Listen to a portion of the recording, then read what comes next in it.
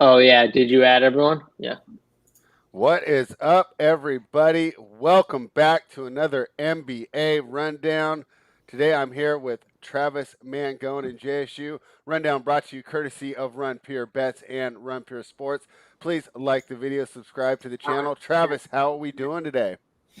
Good. Sorry, that was me playing you talking in the background. So my apologies there, Spread. Excited to be here talking some hoops, right? We got a 4-game slate. It's we're here with JSU, right? One of the greatest tournament players in the world, or the best, as Big T calls him. So happy to be here with JSU. 4-game slate. You can get a little creative more than the 11-game slate sometimes, and I want to learn from the best. So I'm here to hang with JSU. Yeah, I love it. Before we started, you were talking about today's slate might not be the obvious plays. Time to create your own value. So this is where, skills like JSU will always shine. JSU, how you feeling today? Feeling pretty good. Last night's slate treated me pretty well. I just had, I whiffed on one guy who was in my core, but other than that, I think the core was pretty solid. Still had a good night, even though Moses Brown couldn't get it done for me. But even with him, I still had a pretty good night on DK. So pretty happy about that, and ready to bring it back for this 4 game. And we're gonna have to dig in a little bit and find some hidden gems for this 4 game slate from a betting side and from a DFS side. Yeah, honestly, from a betting side, there's only one game I don't like. So we'll be talking that real soon, though. But first of all, speaking of not getting it done, I just need to hear Travis's thoughts on Evan Fournier's debut. And actually, JSU, maybe you too, if you're up there in Massachusetts. Because I know that Boston sports fans, they're real chill, right? They're not going to get upset at anything like going 0 for 10 with 0 assists and 0 rebounds, right? Yeah, I didn't know we traded for Tony Snell. I was very shocked.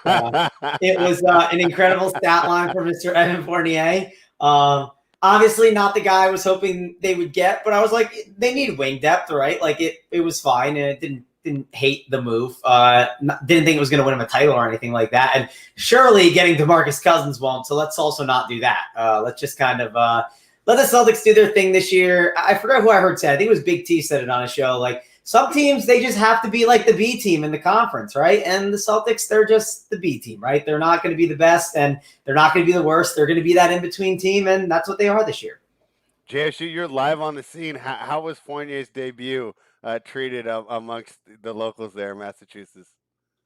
Yeah, I mean, I don't think it was treated very well. If you know the Boston fans, they don't I have a lot can't of imagine. patience, so they're not the patient group, that's for sure. And we'll see. I mean, yeah, yesterday wasn't the greatest performance, but again, what if next game he comes out and he goes 6 for 8 from the 3-point line? That's 22, 23 points. Like, you know what I mean? Then Boston's going to love him. So it's whatever. It's 1 game. We know the type of player he is. It also, too, you got to remember, it takes time. He's got to fit in. He's playing with a whole new team, and it's a different team, very different team, right? A different style. So it's going to take a little bit of time.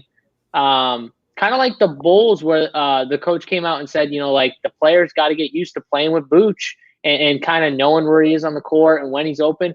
It's the same thing. Like these players got to, all these guys that get traded, they got to get used to playing with new players. And it goes both ways, right? The players that, are on the team got to get used to him on the court and all of his tendencies. So, that's a whole different thing that I don't think people really account for when they come with trades. They just think like, you know, oh yeah, he's just the player he was when he was in Orlando. It's like, oh, like James Harden, right? Like James Harden goes to another team and it's like triple double James Harden just like gets right Yeah. on track and has triple doubles and it's not a big deal. But like most players, they need time. Well, yeah, and as obvious, he needed time last night. A little disappointed. I thought Boston would get it done. I thought his style actually would fit into the offense a little easier at being able to create his own shot and everything. So let's see how he looks the next game. But let's jump into tonight. The Charlotte Hornets, 23 and 22, clinging on to first place in the Southeast Division, 25 and 19 against the spread. Take on the Washington Wizards, who are 17 and 28. 23 and 22 against the spread, and Bradley Beal is questionable. Travis, what are we doing with this game? How do we approach it from a betting perspective, and what do you expect from Beal? Yeah, it's I feel like we've had this a lot with Beal lately, right? Like whenever I've been on the show with you guys, and I just can't bet until I like know the status of Bradley Beal, right? Like that's one of my issues here, I think, with this spot. I lean he plays, but I'll admit I don't know. Like I'm just guessing because I'm like, oh, he sat the first end of the back-to-back. Maybe he plays the second end. He did hurt that ankle maybe a couple weeks ago, and he's kind of played through it. And it feels like they picked spots where to sit him, where to play him. And the front end of the back-to-back, it made sense too. And now on this back end, maybe they're trying to win this game for sure, right? Like this is a game against Charlotte. Who did they play yesterday? They played the Pacers. Obviously a little bit of a tougher matchup, but the Pacers haven't been as good as I think people have expected this season.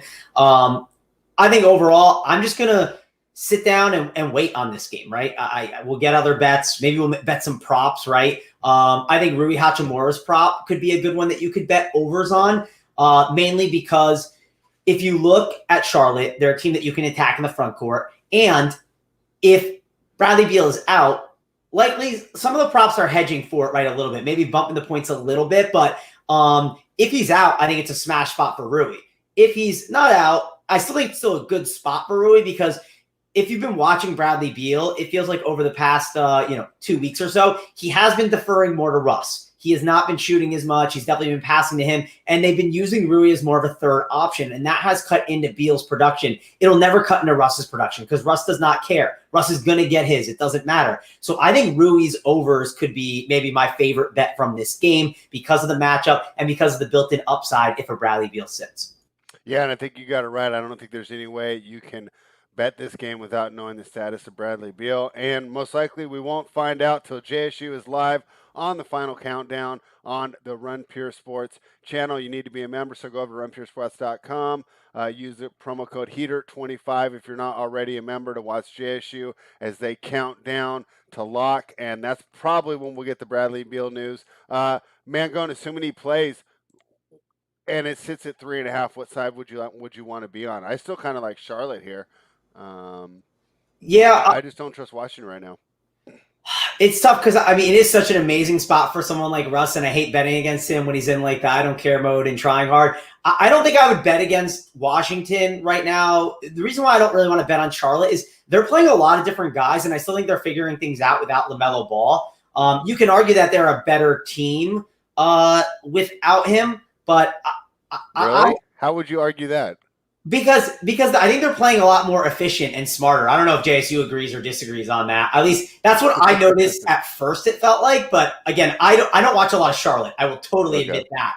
That's the argument I think you can make because he's a rookie. And even though Terry Rozier and Devontae Graham, they might not be more talented players, you can argue that efficiency-wise, the offense is going to run more through Gordon Hayward, which it has. And with the offense running more through Gordon Hayward, at least for this season, that is a better short-term move. If you're talking about winning games right now, I don't know, JC, what do you think about that?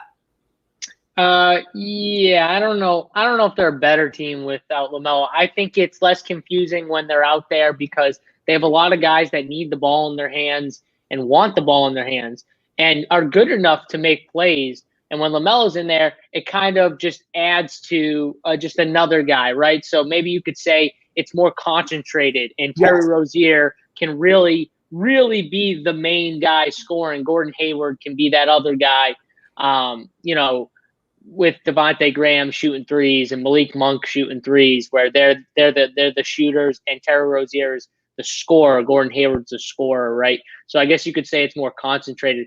I don't know overall, though, if they're better. Yeah, I think in general in the regular season, the teams that are more concentrated, like minutes-wise, they play their guys. Look at the Knicks, right?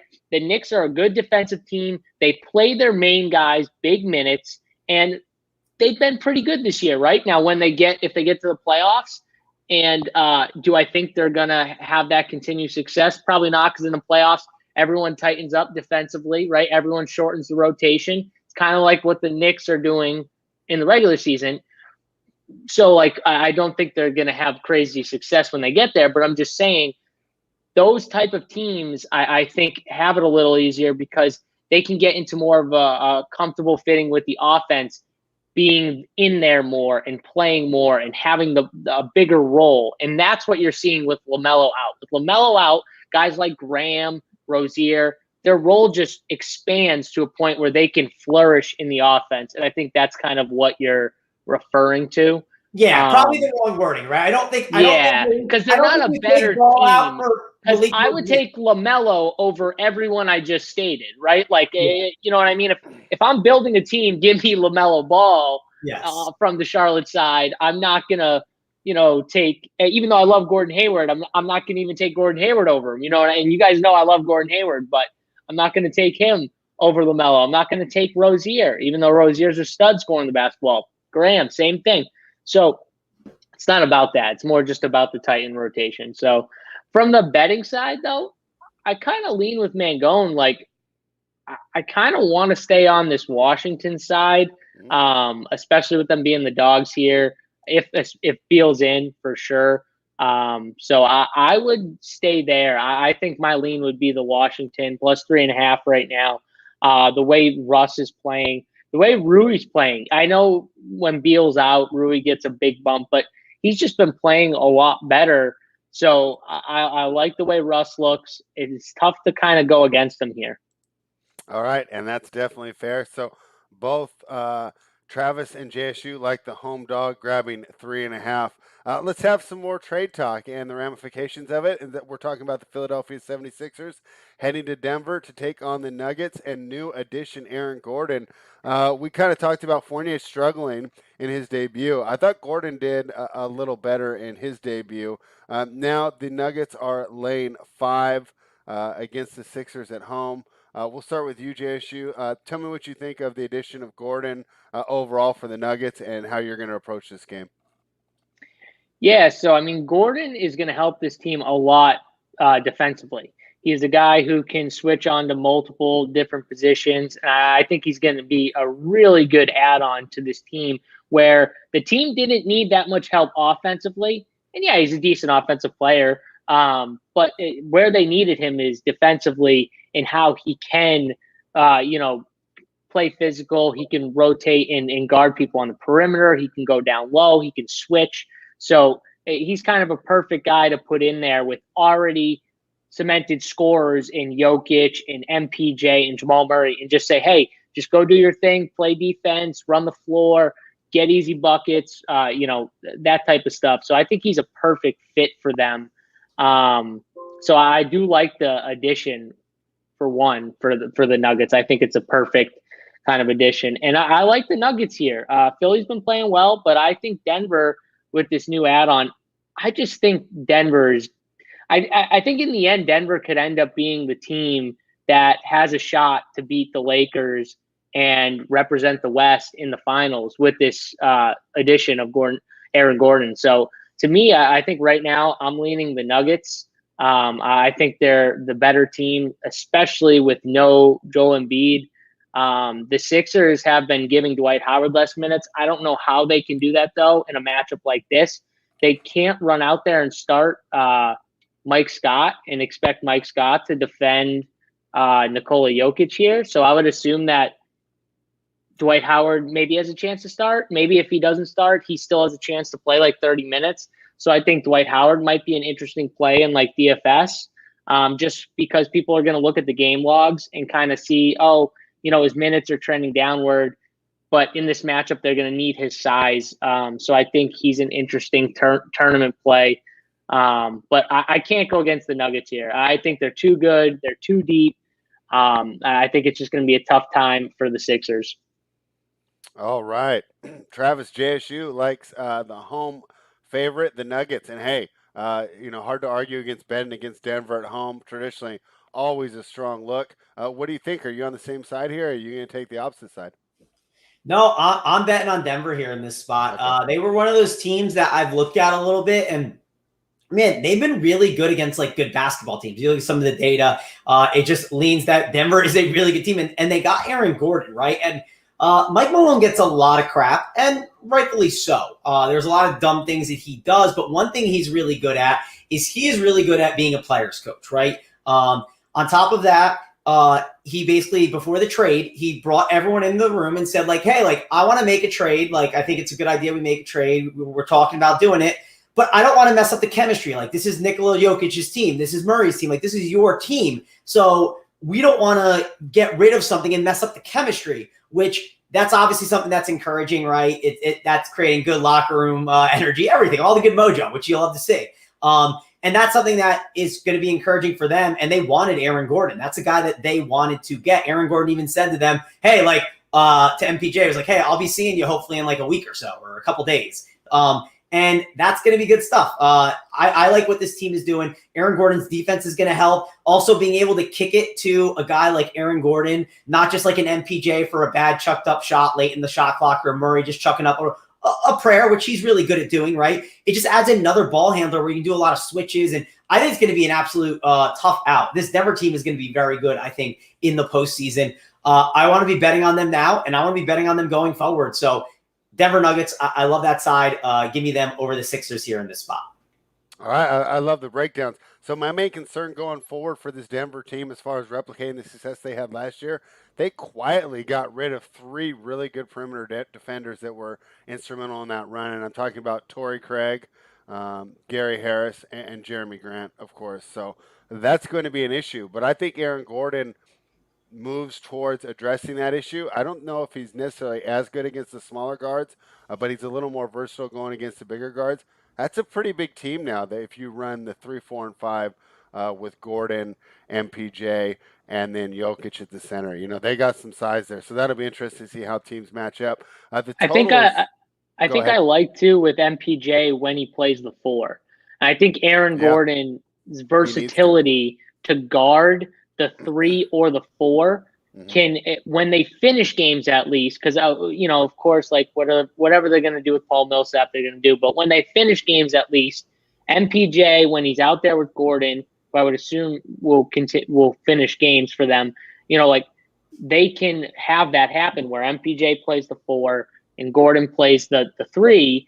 And it kind of that because MPJ's deficiencies are guarding on the perimeter. We've seen it happen. We saw it in the bubble, right? Where they would just pick every time Donovan Mitchell got MPJ, his eyes lit up in the bubble and was like, clear out, give me a screen, or get out of my way because I'm about to take this dude. And it just every single time he couldn't handle it. I think he's a lot better in that 4 position. And I think with the acquisition of Aaron Gordon, it's going to allow that to be a lot easier for them to do. And I agree. And the cool thing, too, is they can switch him on offense, too. So I think that Malone will run Gordon as the 4 in some of those sets and then turn around, run the same sets with MPJ as the 4. I think that'll give him some versatility on offense without really having too crazy a scheme. So I think that's one of the most interesting aspects of the trade is I like some of the things you said definitely about MPJ guarding the 4s, but then let's go ahead and use him as the 3 on offense. And I think he works really well there. And you're also taking turns getting your mismatch at the 4 with Gordon and MPJ. So, I mean, so many more options for Malone on the offensive end. Great to see what he can do there. This total's 220.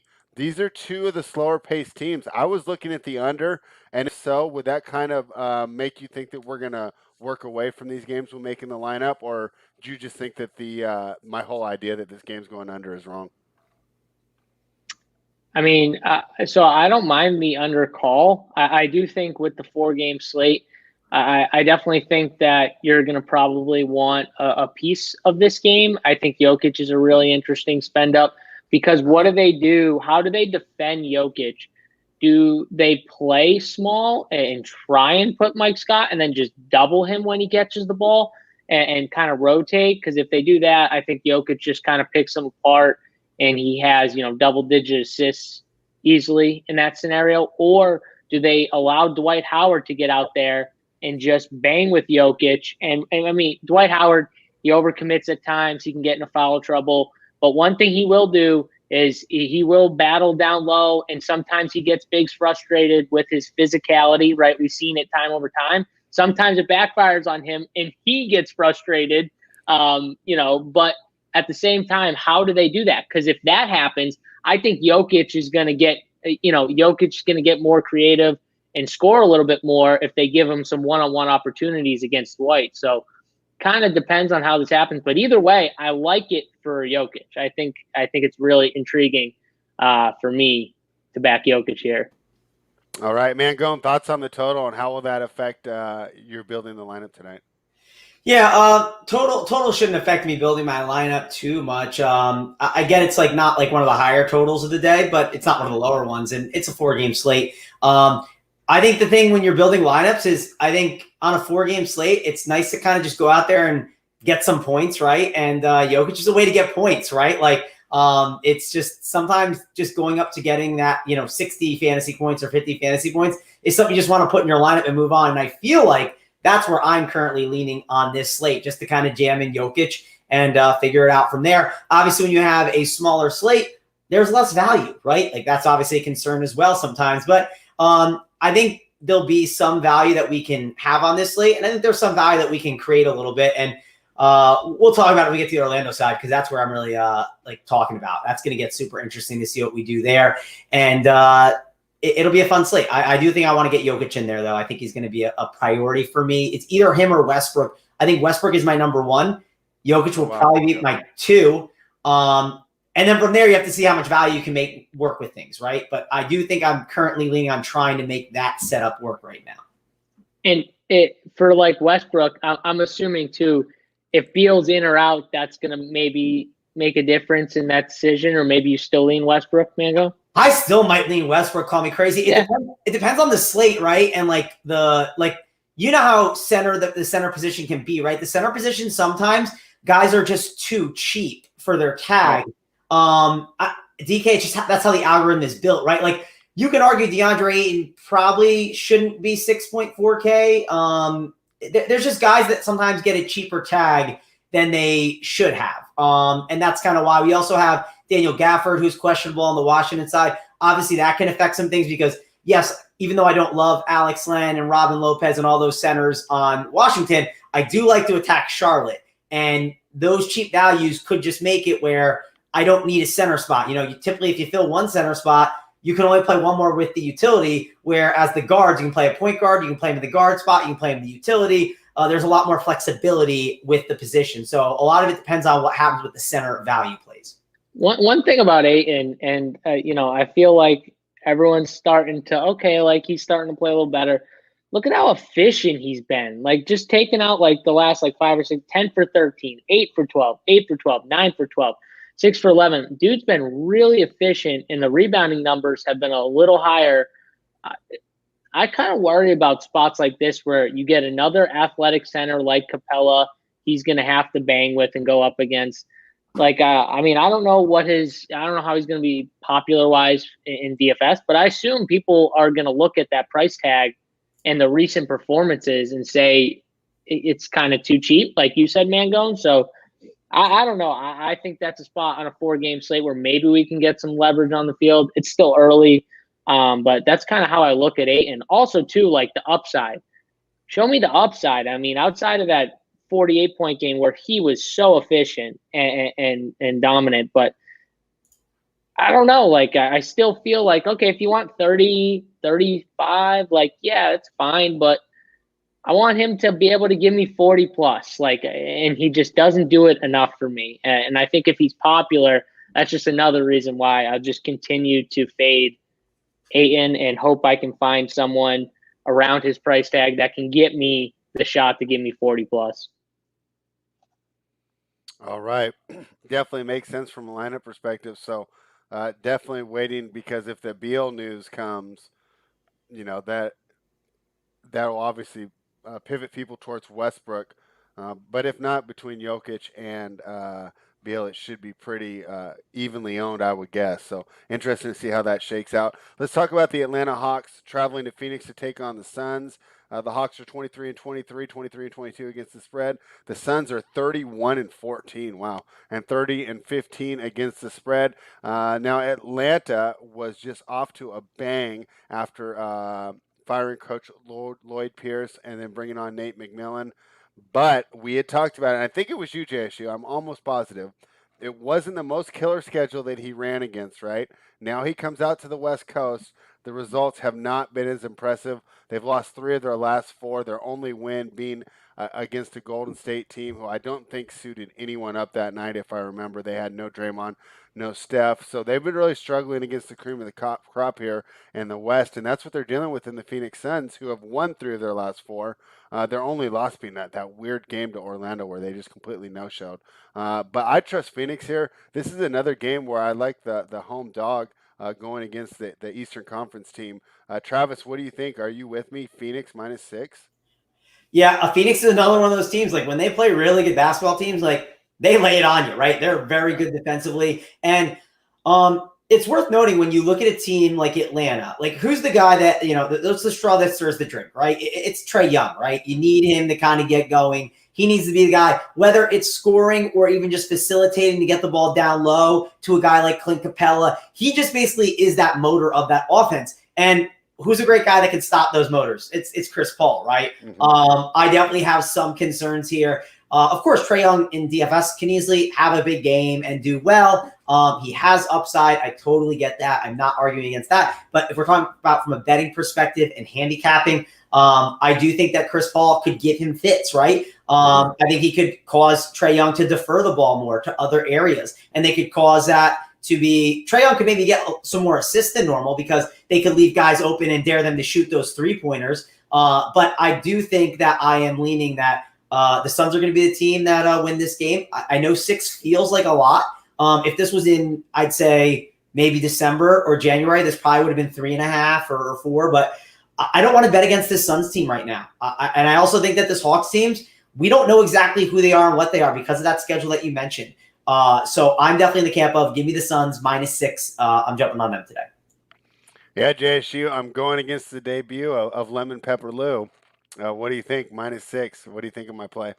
Lou. Like, no one I love more, I think, in basketball. Watching Lou Williams on offense, just a stud. He's been a stud. I love that guy. But from this game, I think my favorite side might honestly be the total. And I don't give out a ton of total bets here, but I kind of like the under. Phoenix plays extremely slow. Atlanta plays pretty slow too. And 220 right now, as I'm looking at that, I feel like that's 220.5 actually is what I'm seeing right now. Or no, 220. Sorry. So I think that's, in my opinion, a little high for this game. And I think this game stays under that number. They've went under that number. Phoenix has held teams under that number 5 out of the last 6. And I think it's a spot where you take, even though I like the Suns here, I think if I have to lean the game, I think it's the Suns for sure. I think you just take the total here. I like the under a lot. All right. Well, I can't disagree with that, especially with the way we know that Phoenix will absolutely kill the pace in the last 6 minutes if they do have a lead. It's just because their team is so much better in the half court. Like Chris Paul, that's his game, is the half court game. Devin Booker, that's his game too. DeAndre, like these guys, this is a half court team. They don't want to push the pace. This is where they force guys. I say this, I feel like every time we have the Suns on the show, I feel like I say this every time, but they do the best job in the league, in my opinion, of forcing teams to commit to playing their style of basketball and not trying to speed up to match others' pace. They force people to play their game and match their pace, and they're the best at it. Yeah, we have so many young stud point guards, but no one's better at Chris Paul controlling the pace of the game. I mean, it's generally simple, right? If you're ahead, you want less possessions. If you're behind, you want more. And he does such a great job of controlling that pace. So, Mangone, are you with JSU on the under here? And who are you looking to roster from this game? Yeah, I would say the under bet by JSU, I like it. I'm not someone that typically leans on the overs and unders and bets them a ton. But hearing JSU talk it through, I like what he's saying. I do agree. We don't have to disagree on this one, JSU. It won't be a best bet showdown between you and I on this, so you can hold your breath. I swear, if you were going to hedge this one, I was about to just jump through the screen at you. So thank God. No, I like it. I'm a fan. I think it makes a ton of sense in this spot. I'm curious what you're doing in DFS, JSU. So This game is one where I typically, when I see the Suns on a slate, and I think you're the same, you're like, playing Chris Paul, playing Devin Booker, there's no reason to do it. It hasn't hurt me. It hasn't helped me. If anything, it's helped, right? Because you just don't keep taking shots that are terrible. So I'm curious which way you are going to be going with these Suns. Like, are they just a full fade? You can also make a case if the Suns win and they beat them like kind of handedly, like these Hawks are not going to get there. And there's a lot of Hawks there, right? Like there's a ton of guys where they can all just bust. Like Collins can eat into each other, Capella, Trae Young. So do we just cancel out an entire game on a 4-game slate? That's my question to you right now. Real quick, Mr. Newsfeed, why did this game just go off my board? Which game? Because I have Beal. Atlanta just went off the board for me. I have Beal questionable, Gafford out, and Neto questionable. I don't have anything else right now, which that surprised me that this game just went off the board. Okay, I'll bet you're going to get something here real soon because. Wow, so you're telling me this one went off the board that we're talking about now? Atlanta just went off the board right now. It's not on bookmark. Chris Paul, Devin Booker, Trae Young. Anyone hurt? No, I don't see anything in my timeline or anywhere. So which the I'm books surprised. got it before we did. They got it before us. They beat us. There has to be something then if they came well, I'm sure we'll get it soon here. It's 1:30, right? There's a 1:30 report. There's a 5:30 report. So I'm assuming they got something there. We're going to definitely get that in a second. Did you want to go ahead on this? Yeah, no, I just kind of wanted to respond because I think on these smaller slates, I love the idea of crossing out one game. And it's like when you play DFS, you almost just look at it like that game is invisible to you. You're just like not going to look at that game. You just kind of cross it off. You select on DraftKings if you're hand building your lineups, right? You just select the 3 games that you want to play, and you don't select those other 2 teams, and you just kind of build your teams that way. Like it's literally not on there. It takes those guys out of the player pool completely. You can just build it like that. But I think it's hard when I wish these sites would give us price tags with Chris Paul and Devin Booker, where it was like, okay, I can, maybe make Chris Paul at 6.9K. I think that's like, all right, I could take a Chris Paul here at 6.9K and make that work. But 8K for Chris Paul on a 4-game slate, even on a 4-game slate, it's like 8K, that's a little much. Devin Booker, 8.4. Has he flashed a little more upside? Maybe, but still 8.4K, it's just too much. I wish he was 7.2. You know what I mean? I wish they would kind of give us this more so we could be a little more intrigued in these guys. But I just think right now, if they're both on the floor and they're both playing, I just kind of don't look at them. And that's how I've been playing. And it's worked more than it's hurt me this year. So I'll probably continue to do it. Now, if one of those guys is off, let's say the report comes and all of a sudden Chris Paul's out. Then Devin Booker definitely becomes a much better play, right? Then even Ayton becomes a better play. Jay Crowder. Then I think then we have more interest in this game. Interest, definitely goes back for this game. All right. Well, let's jump into the last game, and then I trust that Mangone will get the alerts. Usually he beats the books, but today he didn't. But I'm sure he'll get them first, and just go ahead and interrupt if you get something good for us. Travis. Orlando Magic 15-31. Obviously, they sold everyone off, so they're a shell of the former selves. 23-22 against the spread. Head to the Clippers in Los Angeles, 32-16. 28-20 against the spread. And so obviously, beginning of a road trip for Orlando. They just headed out to Los Angeles, so they've been in Los Angeles. Interesting spot for the Clippers here. They had the big win over Milwaukee. And then on Thursday, they have a big game. I can't remember off the top of my head. But it's definitely a sandwich spot where they could be looking past Orlando here. What do you think, Travis? 11.5 is so many to lay. It seems like dog or pass. But I don't want to grab Orlando here. So I was going to completely lay off this game. What do you think, Travis? Yeah, I lean just laying off this game. I like the other 2 games better. Even I'd like the chance to bet Washington later on before the tip off instead. If anything, I'm betting against the Magic probably most of the way, like at least for now, right? Like at least over the next couple of weeks. If you're forcing me to pick something, I just don't know who's going to play, who's not going to play, right? With the Clippers, you just don't know. It can always be a surprise. If I told you Kawhi sat at 9:58 tonight, no one would be surprised because that's just the Clippers. So I just don't think you mess around with this game. You kind of stay away from it and kind of call it a day here. I don't even know what props you'll be able to find on these guys. I haven't looked at these Magic guys' props.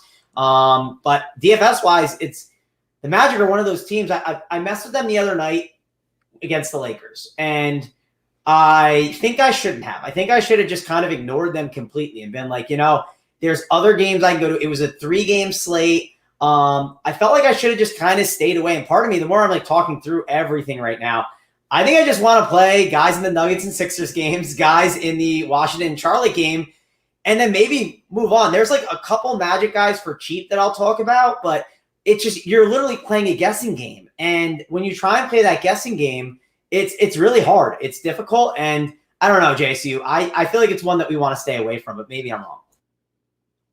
Well, what about like a guy like Terrence Mann, where I know the price tag's kind of going up, but even in a blowout, he could get run. If the game stays close somehow, he could get run. Like I guess he's a guy who kind of would interest me as like a one-off from this game, just because no matter which way the game goes, he's gonna get some run, right? Like he's going to get run either way. So to me, I think he's kind of interesting, just because I could see this game, well, like we all could easily see this game blowing out, especially if Kawhi and PG both play. I feel like, though, this is a game where, I don't know if you have this feeling, they sat out PG last night, and that popped up, right? That wasn't he wasn't questionable all day, right, Mangone? No. That randomly popped up, and I think, honestly, we could definitely see Kawhi pop up, kind of like PG did, where all of a sudden Kawhi's out 15 minutes before the game locks, and it's their team with PG. Even if Kawhi's out, though, I still think the game has a good chance to blow out. So either way, I'd be really careful with those studs on this slate. Like, for sure, Kawhi, I'd be very careful with, because I could easily see it happen where they're like, hey, we're on a back-to-back. One of you guys is resting today. One of you guys is resting tomorrow. I wouldn't be shocked if they were like, which one of you wants to rest today and which one of you wants to rest tomorrow? Like, that wouldn't surprise me at all. So I'm not saying that's for sure going to happen, but I'm saying I'm definitely thinking it's a possibility. And the huge problem, real quick, Spread, sorry to cut you off there, but like the huge problem we have is, like, let's say I ignore that Clippers game, and I don't want to ignore the Clippers. I do think the Clippers side is better. I was more talking about ignoring Orlando. Those, if you get a Kawhi or Paul George to sit, or if you get both to sit, right? Like, you're probably not going to be able to win tournaments because of the Clippers value plays that are going to be out there and the ceilings that they're going to have. Like, Reggie Jackson's going to go off. Marcus Morris will probably do something. Batum, man, like, all those guys are going to have massive ceilings. And I don't know. I don't know how to really approach it yet. It's going to be one of those things where I'm going to be on the Hardwood show. I'm excited to kind of talk with Big T and see how he handles it. I'm sure JSU will talk about it on his show as well.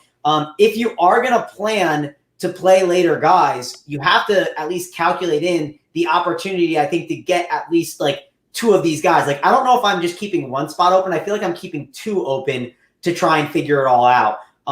But it's going to be tough. And the one thing that we have at least going for us, I know we don't love the Atlanta and Phoenix game, but both games are at 10. So worst case, you can pivot to the guys in that game as well. So there are options other than just that game. So that's at least a plus. And we saw that kind of happen, right? We saw that last night where PG randomly gets popped up. Pretty sure winning lineups. I know in the 5-5-5, the winning lineup had multiple of those cheapy guys that you were talking about from the Clippers, where, I mean, I highly doubt that was his lineup prior to the PG news, where he had 3 or 4 of those cheap Clippers. Yeah. I highly doubt it, but he had spots open. I can't remember who it was, but in the 5-5-5, the winner, again, he won the $15 too. So the winner, again, in that $15 in the 5-5-5, he played Terrence Mann, Luke Kennard, Marcus Morris, all 3 of those guys. So he had 3 spots open for cheap Clippers guys, and it probably fit perfectly. no way that was his lineup prior to the news. I would highly doubt. What could have he had? I'm trying to think of cheap guys he could have been playing. That's my one question is I have no idea. Maybe he had some Bulls. Did he have any other studs? Did he have like a Vucevic or a Curry? No, his lineup, which won the $555 and the $15, was Westbrook, maybe this was his lineup, Mangone, Luke Kennard, Kelly Olynyk, Joe Val, James Harden, Marcus Morris, and Hartenstein.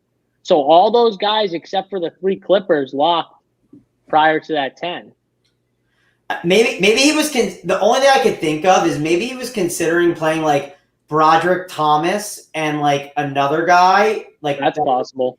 It was a little more expensive, and then he was just like, maybe he just like realized he didn't want Broderick, and then said, "Oh, I'll just figure it out later." I don't know, or maybe that's what he put in, and that's why he won. I don't know. That's crazy to think. Yeah, or he thought it was a possibility on a front end of the back-to-back that one of those 2 guys sits. Which, again, if you can think like that, I mean, sometimes that news will go the wrong way, but sometimes if you can guess right, that's all you need, right? Little luck.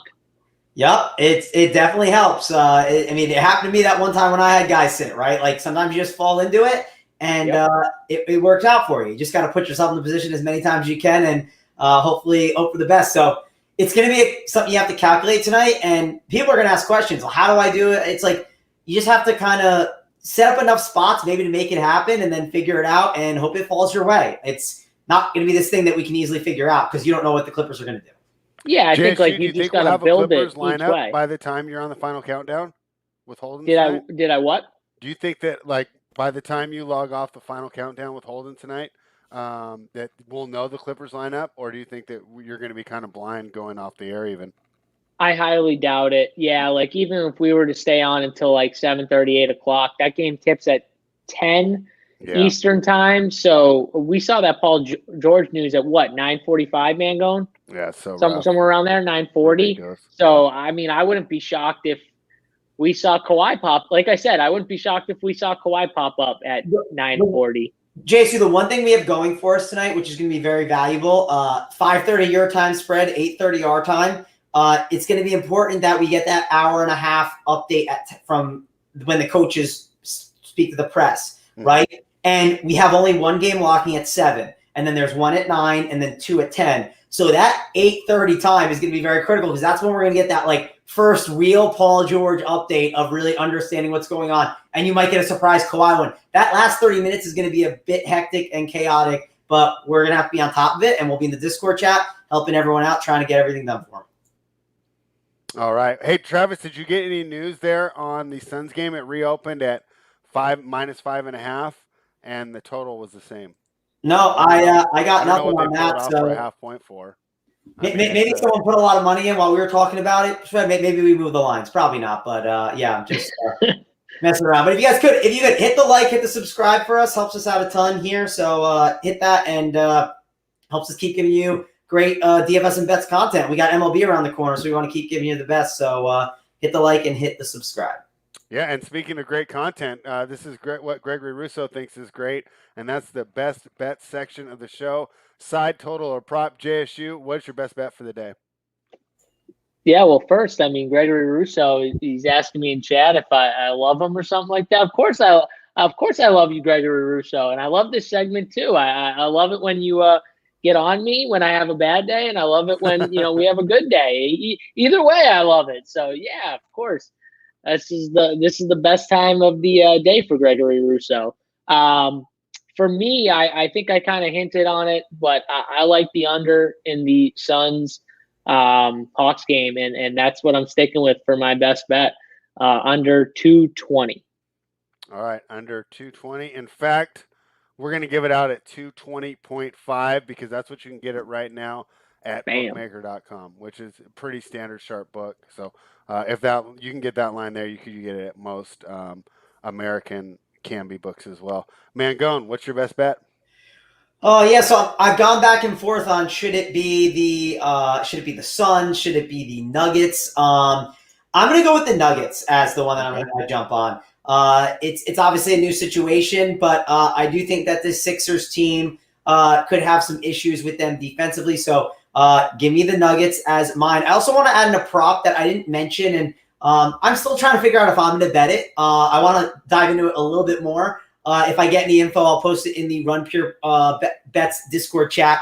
But I looked at Terry Rozier, right? And I was looking at like potential assists because I went to go look at Hayward because I assumed his potential assists were higher. And sometimes when you see a guy like LaMelo Ball get ruled out for a while, you see the aggregates are not updated enough, right? I know Terry Rozier's assist prop is up higher. It's at 4.5 now, but you are getting very plus money. You're getting plus 115, which is nice. His potential assists went from like around 6.5 on the season all the way up to 11.5, which is a really big jump over the last 3 games, which is when LaMelo Ball has been out. So the over on that, I don't hate, and you're getting plus money on it. I want to look a little deeper into it, but I don't know, Spread. What do you think about that as a possible player prop at the over on Terry Rozier's assists? Yeah, I think it's a fantastic look. I mean, we always like targeting overs when we're going against the Wizards. We like targeting overs when we're going against the highest total on the board. 4.5 as well. It's plus 115. I mean, we can add it to the best bet player prop if you want. I mean, it's again plus money's nice too. So I think that it's pretty good for him here in this spot. All right, I think that we're going to go to will be a best bet Mangone. So I think you need to hit submit right now. I don't think that number is going to get any better. I don't think there's any reason to wait, and I'll jump on there as well. I'm going to go ahead and give out the other West Coast team hosting the East Coast team on the road trip. I'm going to grab Phoenix at -6. It already moved back to -6, so I don't know why that line moved off and why it moved the half point in the time that we were talking. But my idea here is Atlanta got a little bit overvalued with the new coach bump. Beating up on the weaker teams. Now they're going against, the best of the West. It's a road trip. It's tough, and I really love the way that Phoenix is playing. I think they control the pace, and I think they can win this game easily. My best bet will be Phoenix -6. So to review, JSU has the under in that game at 220.5. Mangone has the Nuggets -5, and Terry Rozier over 4.5 assists. And I have the Suns -6. JSU, what do you got for everyone before we get out of here? Yeah, just one quick player prop that I was kind of looking at. Gordon Hayward over 1.5 threes. I kind of like that here. It's against Washington, obviously, and the Charlotte team right now, they're top 10 and 3-point attempts, 3-point percentage, 3-point makes. So give me Gordon Hayward. Given up too. Yeah. Yep, 3 points given up. So give me Gordon Hayward. Only got to hit 2 threes. He's done that in like 3 or 4 out of his last 5. So give me Gordon Hayward over 1.5 threes. Yeah, I like these props attacking the usage that's the least defined. And obviously that's with the high usage player LaMelo Ball being out for the year. The attempts and the usage are getting redistributed, and we're going to try and take advantage of it that way. And Travis, spread, you can get plus 128 too on Terry Rozier there. So, and what point did you get that on DraftKings? That's on FanDuel. So you shop around, right? You can probably get some good ones. So just look around for that one. All right.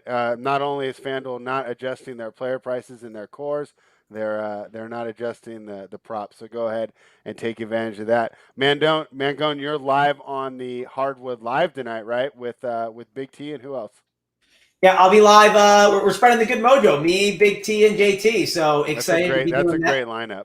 Excited to be doing that with them. It's been a little while because of the college basketball, but excited to get back with them. Get those winners going. We'll be there at 4:45. That'll be the entree, and then the dessert. We get dessert with JSU, right? He'll be giving us all the winners. Setting us up for victory, and can't wait. Excited to hear what he says on the slate. And listen, if you don't, let's say you can't watch it, right? Let's say you're out at 6:15. It's a slate that locks at 7. Go back and watch JSU at 7:30 to get his takes because they're great takes. So be sure to check it out. Yeah, they're great takes. Mangone must have been watching the show yesterday when I was talking about how much I like Mangone. So he must calling me the dessert. He must have went back and watched the footage. Telling the people how much I like Mangone. And West Coast Gem, I got to give a Gordon Hayward prop before I leave this show on a 4-game slate. He knows how much I love Gordon Hayward. So, yeah, I got to give a Gordon Hayward prop. Of course. Yeah, you didn't talk about him enough, JC. I thought you were going to talk way more about him in that first thing. I tried to hold back my excitement. The guy's he's let me down the last couple games. So I'm trying to hold back my excitement for Gordon Hayward. So. Yeah, well, hopefully we can get Holden to watch Hardwood live tonight. Watch how Travis hosts.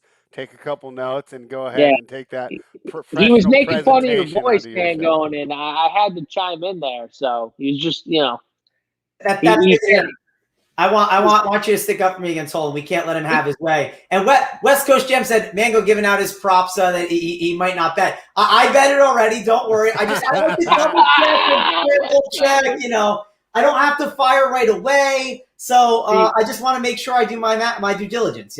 This is where we know West Coast Gem. He's a JSU backer, because I was literally about to say the same thing. Mangone's giving out a prop, and he's like, I'm not sure if I'm going to bet it yet. Like, what is that bullshit? I have to look at it. I can't get off the show for 10 minutes and figure it out and, encourage. You can't give the people a prop if you're not going to lay it down yourself. So, I mean, yeah, that's got to be a prop you're locked in on. Well, if that's the case, then just be like, hey, I might give you guys a prop in the Discord. I got to look at it first. I'll get back to you on the prop. But you got to, when you give a prop, you got to be ready to fire it. All right. Well, I should have done it differently. I should have just said, hey, I'm going to put the prop in the Discord. I should have teased it better. So next time, next Tuesday, we'll set up the tease better. Hopefully I'll set up the tease on the Hardwood show better as well. Yeah. Well, and maybe we'll Big T will get on you if you don't. I was nice. We'll do all right bets. Like, these bets are all right bets. Yeah.